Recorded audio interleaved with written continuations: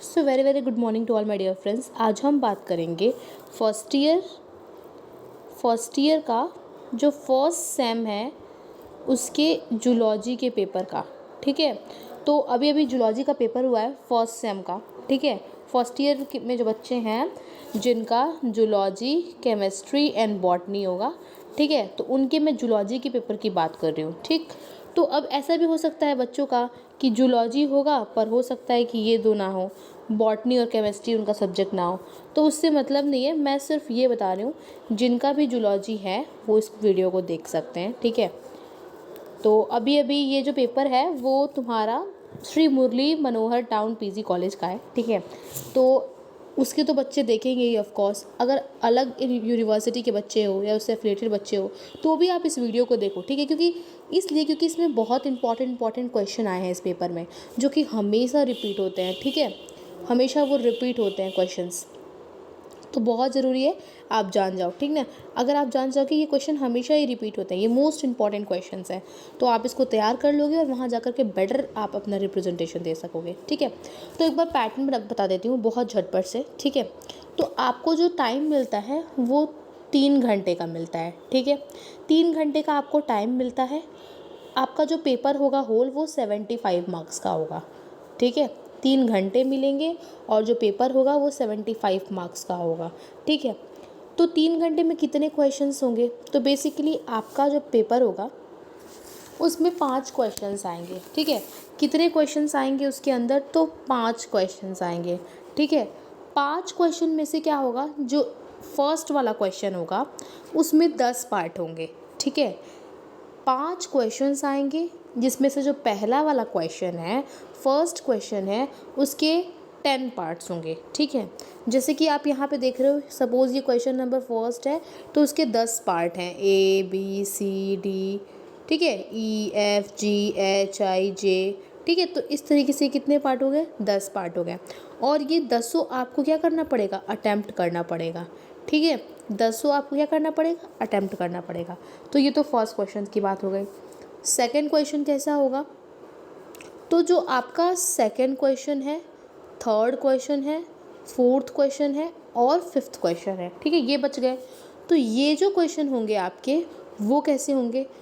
पहले मैंने बताया क्वेश्चन नंबर फर्स्ट के 10 पार्ट होंगे और वो पूरा 10 पार्ट। ठीक है, यानी कि first, second, third, fourth, fifth, six आप मिलाओगे तो क्वेश्चन नंबर फर्स्ट बनेगा। ठीक है, उसके बाद वैसे ही क्वेश्चन नंबर सेकंड होगा, थर्ड होगा, फोर्थ होगा, फिफ्थ होगा। तो क्वेश्चन नंबर फर्स्ट का जो 10 पार्ट है उसमें से एक पार्ट का मार्क्स कितना है?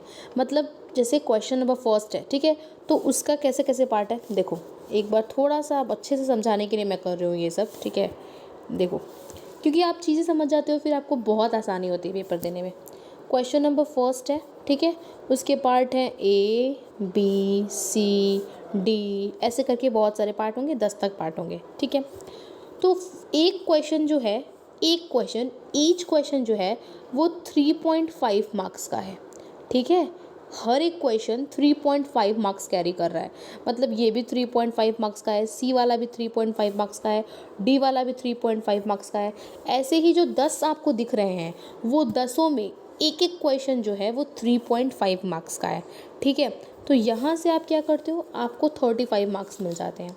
कितने मार्क्स मिल जाते हैं आपको? बेसिकली 35 मार्क्स मिल जाते हैं। ठीक है, अगर आप 10 × 3.5 कर रहे हो यानी कि 10 क्वेश्चन है, एक क्वेश्चन 3.5 मार्क्स का, तो आपका 35 हो गया।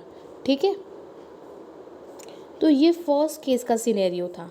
ठीक है, सेकंड केस में ऐसा नहीं है। सेकंड केस में आपको क्वेश्चन बी के पार्ट नहीं मिलेंगे। ठीक है, मतलब जो आपका सेकंड क्वेश्चन है इसमें इसके पार्ट नहीं मिलेंगे, ये आपका एक ही क्वेश्चन होगा। ठीक है, इसको आपको अटेम्प्ट करना रहेगा, पर इसमें ऑप्शन रहेगा, या तो आप ये वाला करो और ये वाला करो। ठीक है, मतलब एक ही क्वेश्चन दिया जाएगा, इसमें पार्ट नहीं होगा। ठीक है, अभी बताऊंगी क्वेश्चन पेपर को देख के तो और अच्छे से समझ में आएगा। अभी सुन लो, ठीक है, अभी के लिए सुन लो, अभी क्वेश्चन पेपर को देख के बताएंगे तो अच्छे से समझ में आएगा।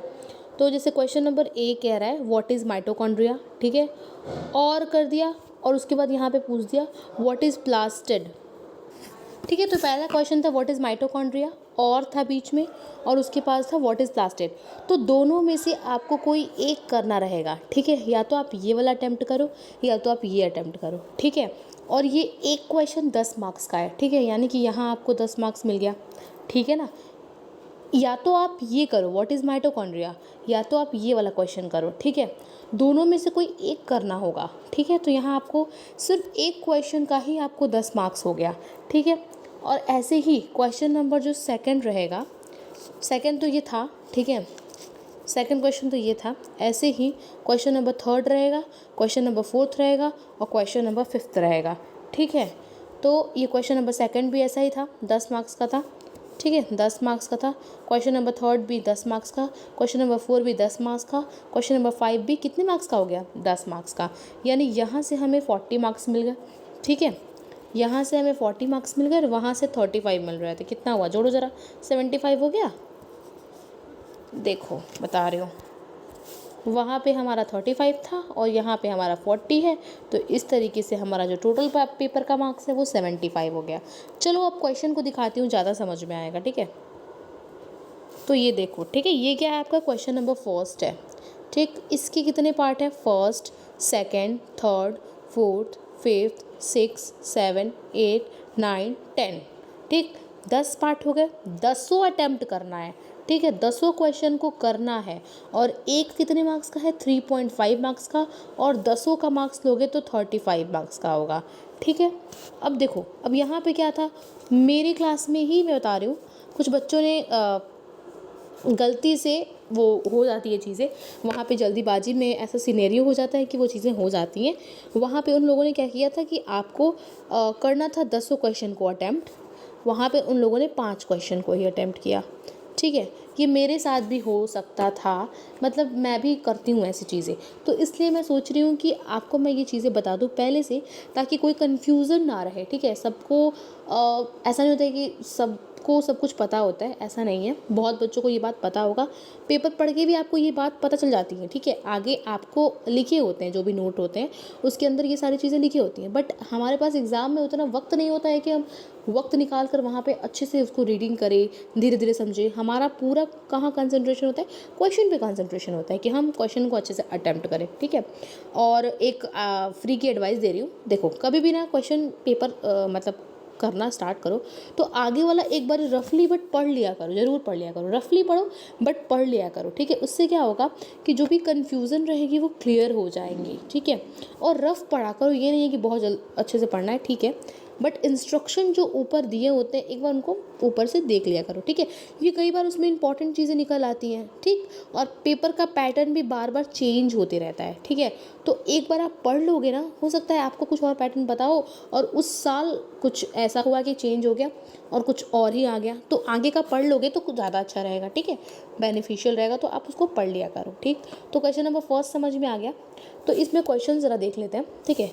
सेलुलर जंक्शन के बारे में पूछा है और ये तो ठीक ठाक है, मतलब आ जाता है, ये क्वेश्चन इंपॉर्टेंट है, ठीक है। इंडोसाइटोसिस, ये मोस्ट इंपॉर्टेंट क्वेश्चन है। कैसा है, इम्पॉर्टेंट है, बहुत ज़्यादा इम्पॉर्टेंट है, ठीक है। इंडोसाइटोसिस हमेशा आता है, एक्सोसाइटोसिस एंड इंडोसाइटोसिस, इससे पहले वाले पेपर में भी आया था और इसमें भी आया था, ठीक है। इसका जो कंसेप्चुअल आइडिया है वो आपको ले लेना है। उसके बाद माइटोकॉन्ड्रिया, ये भी मोस्ट इंपॉर्टेंट टॉपिक है और इससे भी हर बार क्वेश्चन रिपीट होता है, ठीक है। ये ऐसे टॉपिक हैं जो हर बार ही आ जाते हैं, मतलब देखो कहने का मतलब ये है ना कि क्या होता है कि कुछ ऐसे क्वेश्चंस होते हैं जो हर बार रिपीट होते हैं, ठीक है। जैसे आप 12th में ही ले लो, कुछ ऐसी चीज़ें होंगी, कुछ ऐसे टॉपिक्स होंगे जो बार बार क्या होंगे, वो घूम फिर के वो चीज़ें ज़रूर आएंगी, ठीक है, डायरेक्ट वे में चाहे इनडायरेक्ट वे में, बट वो आएगा ज़रूर, ठीक है। तो वैसे ही कुछ है ये आपका इंडोसाइटोसिस और माइटोकॉन्ड्रिया, इससे ज़रूर क्वेश्चन आते हैं। डी पार्ट है राइबोसोम, ये भी बहुत इंपॉर्टेंट है, इससे भी क्वेश्चन घूम फिर के ज़रूर आता है, ठीक है। तो बच्चे बड़ा कंफ्यूज होते हैं। हमें पता है कि जो प्रोकैरियोट्स होते हैं हमारे पास, उनमें 70s राइबोसोम्स होते हैं और जो आपके यूकैरियोट्स होते हैं उनके अंदर 80s एंड 70s दोनों पाए जाते हैं राइबोसोम। तो 70s वहाँ पे माइटोकॉन्ड्रिया एंड क्लोरोप्लास्ट के अंदर होता है और साइटोप्लाज्म के अंदर 80s होता है, ठीक। तो इस बात को भी थोड़ा बच्चे समझते नहीं हैं, कन्फ्यूज़न क्रिएट करते हैं, तो समझ लिया करो, ठीक है। और देखो रट के मत जाना भी ऐसी में कभी भी, क्योंकि रटा हुआ कभी काम ही नहीं आएगा, क्योंकि आपके पास इतना वक्त ही नहीं रहता है ना कि आप उतना ज़्यादा उसको याद करो और लिखो। 12th तक तो ठीक है, थोड़ा सा आप रटते हो तो भी काम चल जाएगा, बट 12th में भी रट के काम नहीं चलता है, बट ठीक ठाक अगर आप रटते हो तो ठीक है। बट बीएससी में तो आप रट ही नहीं सकते हो, क्योंकि ब्रॉड लेवल पे सिलेबस है। फिर से आपको, आपके पास उतना टाइम ही नहीं है ना, आपको लिखते जाना है, एकदम लिखते ही जाना है। अगर आपका कंसेप्ट पूरा क्लियर होगा तभी आप उतना लिख पाओगे, ठीक है। और वैसे ये पेपर बहुत टफ नहीं आता है, नॉर्मल इंसान जिसने 11th और 12th अच्छे से पढ़ा है वो पेपर को बहुत अच्छे से करेगा, ठीक। तो ये राइबोसोम्स हैं जो कि इंपॉर्टेंट है। न्यूक्लियस तो बहुत ज़्यादा इंपॉर्टेंट है, ठीक है। अच्छा, आपको टॉपिक देख के ये समझ में आ रहा होगा कि ये सारे टॉपिक्स तो मैंने पढ़े हैं 11th में 12th में, 11th में 12th में। येस, बिकॉज ये सारे वही सिलेबस सेम होता है, ठीक है, थोड़ा बहुत चेंज होता है। तो न्यूक्लियस भी इंपॉर्टेंट है, आरएनए भी इंपॉर्टेंट है। तो आरएनए कभी भी लिखा करो तो आरएनए का फुल फॉर्म भी लिख दिया करो, ठीक है। ऐसा कुछ टॉपिक आए तो वहाँ पे आपको फुल फॉर्म भी लिखना चाहिए। सेक्स लिंक्ड कैरेक्टर उतना इंपॉर्टेंट नहीं है मेरे अकॉर्डिंग, ठीक है, मतलब ठीक है बट उतना इंपॉर्टेंट नहीं है जो बार बार रिपीट हो सके, सेक्स लिंक करेक्टर्स, ठीक है। इनकम्प्लीट डोमिनेंस जो है वो बहुत इंपॉर्टेंट है। तो यहाँ पे जो है इनकम्प्लीट डोमिनेंस बहुत इंपॉर्टेंट है। और इनकम्प्लीट डोमिनेंस जो होता है वो आपका क्या होता है, लिमिटेशन होता है ना, लिमिटेशन होता है ना किसका, डोमिनेंस का, लॉज ऑफ डोमिनेंस का, ठीक है। तो ये पढ़ लेंगे, बहुत इंपॉर्टेंट है। 12th में भी इंपॉर्टेंट था, यहाँ भी इंपॉर्टेंट है। साइटोप्लाज्मिक इनहेरिटेंस भी ठीक ठाक इंपॉर्टेंट है ही। स्ट्रक्चर ऑफ बैक्टीरिया ये जरूर कर लेंगे, स्ट्रक्चर ऑफ बैक्टीरिया कर लेंगे और स्ट्रक्चर ऑफ वायरसेस भी कर लेंगे, ठीक है। बॉटनी और जूलॉजी दोनों में ही काम आता है वैसे। और वैसे आम तौर की ज़िंदगी पर आपके सिलेबस में इतना ज़्यादा बैक्टीरिया और वायरसेस के बारे में कि ये हो ही जाता है, बट फिर भी बता दे रही हूँ, कर लेंगे आप structure of bacteria and structure of viruses भी, ठीक है। और एक और चीज़ कर लेना कि जो बैक्टीरिया है वो किस तरीके से रेप्लिकेट करता है, रिप्रोड्यूस करता है, और जो वायरसेस हैं वो किस तरीके से रिप्रोड्यूस करते हैं एंड रेप्लिकेट करते हैं, वही चीज़ें, ठीक है। अब देखो यहाँ से हमारा क्वेश्चन नंबर 2 स्टार्ट है, ठीक। तो देखो यहाँ पैटर्न देखो, क्वेश्चन नंबर 2 में क्या है, यहाँ पे एक क्वेश्चन दिया है, ये वाला पार्ट दिया है ए, और किया है, ठीक है, और फिर ये ए, मतलब कि दोनों में से कोई एक करना है। ये ए तो छोड़ो, मतलब कहने का मतलब क्या है, देखो कहने का मतलब ये है, या तो आप ये वाला करोगे या तो आप ये क्वेश्चन करोगे, क्योंकि बीच में और है, ठीक है। और यहाँ पे आपको 10 नंबर मिलेंगे इस पे, क्वेश्चन नंबर 2 पे, ठीक। तो पहला क्वेश्चन क्या कह रहा है, describe in detail the structure of plasma membrane, also describe its function. तो सुनो मैं बता रही हूँ, अगर आपका पेपर है, ठीक है, तो ये इतनी बार रिपीट हुआ है क्वेश्चन, मैं बता ही नहीं सकती हूँ। आप जो मैं ईयर दिखा रही हूँ इससे पहले के ईयर के भी पेपर उठा के देख लो, एक ही क्वेश्चन कई ढंग से पूछा है यार, एक ही पेपर में 2-3 बार इस चीज़ को पूछ दिया है। मतलब मुझे शॉक्ड होती हूँ मैं कभी कि ईयरली तो ये रिपीट कर ही रहा है, बट एक क्वेश्चन में भी ये 3 नंबर का भी आ रहा है और ये 10 नंबर का भी आ रहा है। तो ये बहुत ज़्यादा इंपॉर्टेंट है। 80% चांसेस है, 80% चांसेस है कि ये आपके पेपर में ज़रूर होंगे, अवश्य होंगे, ठीक है। ये रिपीट करता है, ये बहुत ज़्यादा इंपॉर्टेंट है, पढ़ के तो जाना ही जाना है इसको, ये करना ही है, किसी भी हालत में ये छोड़ना नहीं है, स्ट्रक्चर ऑफ प्लाज्मा मेम्ब्रेन, ठीक। तो या तो आप ये कर लेते structure of plasma membrane, suppose किसी बच्चे को ये नहीं आ रहा है, ठीक है, तो वो क्या करेगा, describe the detail structure of function of mitochondria, ठीक। तो या तो वो प्लाज्मा मेम्ब्रेन वाला स्ट्रक्चर करेगा, ये नहीं आ रहा है तो वो माइटोकॉन्ड्रिया वाला करेगा, जिसको माइटोकॉन्ड्रिया वाला नहीं आ रहा है वो प्लाज्मा मेम्ब्रेन वाला करेगा, ठीक है। तो दोनों में से कोई एक करना है और यहाँ पे आपको 10 मार्क्स मिलते हैं, ठीक। अब देखो जरा, देखो बात, माइटोकॉन्ड्रिया कितना इंपॉर्टेंट है, मैंने कहा ना इंपॉर्टेंट है, क्यों, क्योंकि देखो वहाँ पे यहाँ पे ये 10 नंबर में पूछा है ना, describe the detail structure and function of mitochondria, यहाँ ये 10 नंबर में पूछा है। और 3 नंबर वाले में ही जस्ट हमने देखा कि वहाँ भी 3.5 मार्क्स वाले में, मतलब 3.5 मार्क्स वाले में आपका पूछा था माइटोकॉन्ड्रिया के बारे में। तो आप देख रहे हो, मतलब एक टॉपिक से 10 नंबर में भी क्वेश्चन आ रहा है और 3.5 मार्क्स में भी क्वेश्चन आ रहे हैं, ठीक है। तो देख सकते हो कितना इंपॉर्टेंट है, इसलिए हम बोलते हैं कि ये चीज़ें ज़्यादा इंपॉर्टेंट है, ठीक है। उसके बाद क्वेश्चन नंबर 3 यहाँ से स्टार्ट है, इसमें भी वैसे ही है, आप ये करोगे, describe in detail the structure of chromosome and chromatin organisation, ठीक है। जिसको ये आ रहा है ये करेगा, या फिर ये नहीं आ रहा है तो ये करना है, what is cell cycle, describe its regulation, ठीक है। तो ये भी क्वेश्चन 10 नंबर का है, दोनों में से कोई एक करना है, ठीक है। तो यहाँ देखो ये जो है ना सेल साइकिल वाला, ये वाला चीज़ बहुत इंपॉर्टेंट है। तो यहाँ पे आप सेल साइकिल कर लोगे, एंड माइटोसिस एंड मियोसिस भी, माइटोसिस और मियोसिस बहुत ज़्यादा इंपॉर्टेंट है। अभी इसको पेपर में नहीं आया हुआ है, ठीक है, वो अलग बात है, बट बहुत इंपॉर्टेंट है, बहुत ज़्यादा इंपॉर्टेंट है। मतलब माइटोसिस और मियोसिस आपको कर लेना है। देखो माइटोसिस जो होता है ना, उसका तो पूरा step prophase, metaphase, anaphase, telophase, ठीक है। बट जो मियोसिस है, मियोसिस का जो प्रो फेज होता है, उसमें भी तो लिप्टोटीन, जाइगोटीन, पैचेटिन, डिप्लोटीन, डाइकिनेसिस, ये फेजेस होते हैं ना, इनके बारे में भी जैसे ऐसे भी कई बार क्वेश्चन आ जाते हैं, describe the prophase of the meiosis, ठीक है, यानी मियोसिस के प्रोफेज को डिस्क्राइब कीजिए। तो ये क्योंकि आप पूरा मियोसिस में 2 फेज होते हैं, मियोसिस 1, मियोसिस 2, तो उसे करोगे तो काफ़ी टाइम लग जाएगा। तो कई बार ये आता है कि आप मियोसिस के प्रोफेज को अच्छे से डिस्क्राइब कर दीजिए, ठीक है। या तो ये आ जाएगा, या तो ये क्वेश्चन आ जाएगा, डिस्क्राइब कीजिए माइटोसिस को पूरा का पूरा, ठीक।